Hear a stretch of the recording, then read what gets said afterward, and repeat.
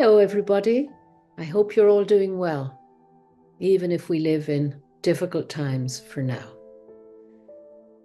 I want to talk to you today, continuing my series on healing emotional trauma, on looking at some of the everyday archetypes that live with us. This is a way of becoming self-aware. So today I'm going to talk about the inner child, healing the inner child. Now, the inner child is an archetype we all have. We have many archetypes, but there are some that walk with us every day, such as the inner child, the inner victim, the inner prostitute, and the inner saboteur. But let's talk first today about the inner child, because the inner child is the archetype within us that guides us toward healing. Okay, so as I said in my last video on healing trauma of prenatal trauma and early life trauma, the archetype of the inner child gets constellated. In other words, it gets triggered, it gets constellated, it gets brought into awareness, brought into life through our intimate experiences, mainly. Okay, so our inner child is formed when we are children and babies, and we all have an inner child.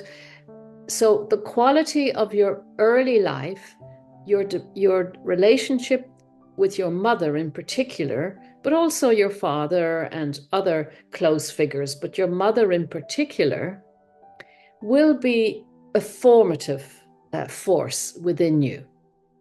So you may have, not had a strong connection with your mother as a child, or you may have been an only child, and that in itself will give a different flavor to your inner child. Sometimes only children, all the focus is on them, and a lot of the parental and particularly maternal expectations will be put on that baby in the womb, so that it can sometimes be hard for an only child to feel that they are seen for who they really are. There's different aspects of the inner child. You can have the divine child, and the divine child often gets constellated if you were an only child or a miracle child in some way, and a lot of expectation was put on you. You can have the orphan child aspect of the child archetype, which is if you have not felt the connection with or felt a rejection, such as I wrote about this in the chapter in The Soul and the Sea, and in lots of my previous books.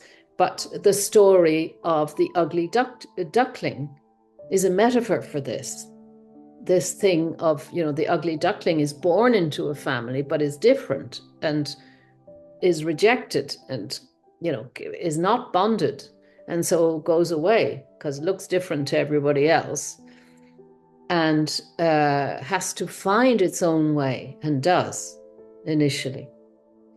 It does eventually do that. And many of us feel at some level different or not accepted. We may have come in with a different soul journey, soul lessons to learn in our birth family, or we may not feel accepted for who we really are. And all this mix goes into the archetype of the inner child, which will belong to us uniquely. Everybody has a different inner child, or the face or the quality of your inner child will be based on your experience, on your early life experience. So the inner child in you, for example, if you identify quite a lot with the orphan child, then what that will do in your life, it will push you. It will push you to keep finding surrogate families or keep finding your own tribe. Keep going till you find somewhere where you can be yourself. And that's in essence what happens to the ugly duckling when he connects somehow with these beautiful birds that fly overhead. He hears their calling, but he's not yet ready to join them. These are swans, because he hasn't recognized his own swan nature yet. So we grow into it. An orphan child grows into themselves eventually, but it's by trial and error and sometimes a lot of pain along the way.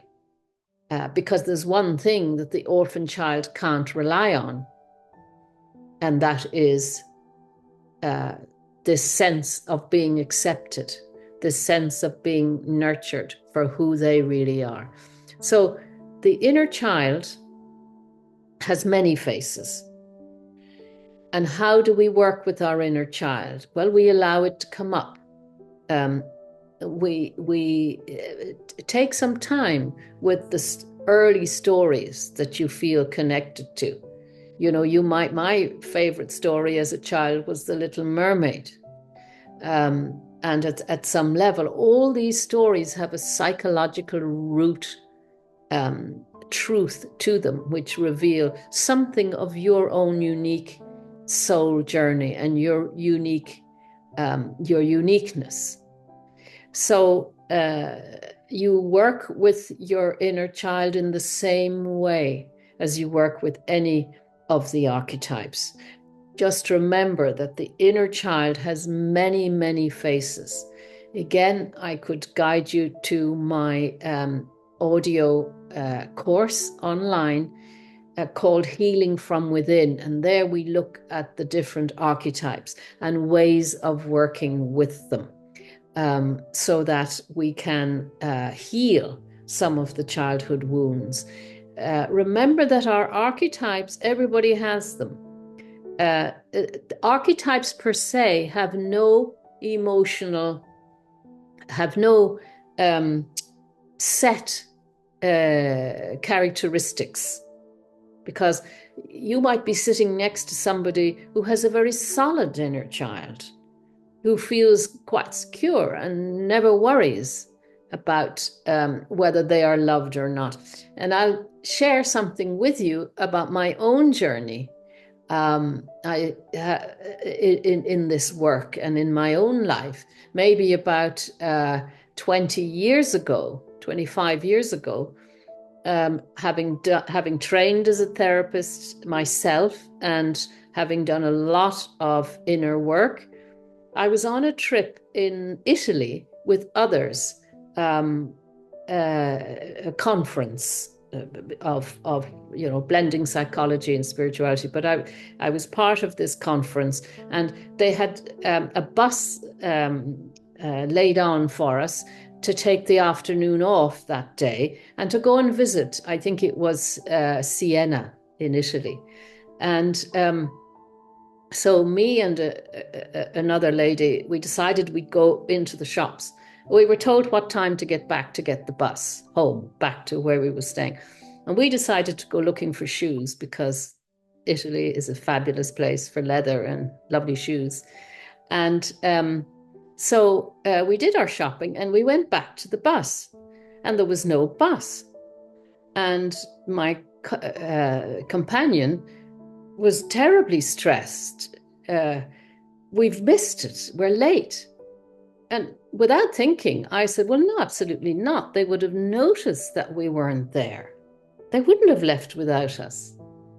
And it struck me afterwards that I obviously had, at that stage, internalized or healed this abandoned child, because I really did feel no one would notice, everybody would notice if we weren't there. So when you work with your archetypes and your inner child, you will notice gradually that you are healing. And yes, there is a letting go involved in that. So next week or next video, I will do a video on the inner victim, another of the archetypes that walk with us every day. And understanding and knowing our archetypes really helps us to and facilitates the journey to healing that we need, that we are doing right now. So I encourage you to like and subscribe. I couldn't do all this without you, so I'm very grateful that you've joined me. And again, I encourage you to go on my website and leave me some notes as to comments. I may not have time to answer all comments, but I read them all. So once again, I wish you joy and a beautiful, profound healing journey. Namaste for now.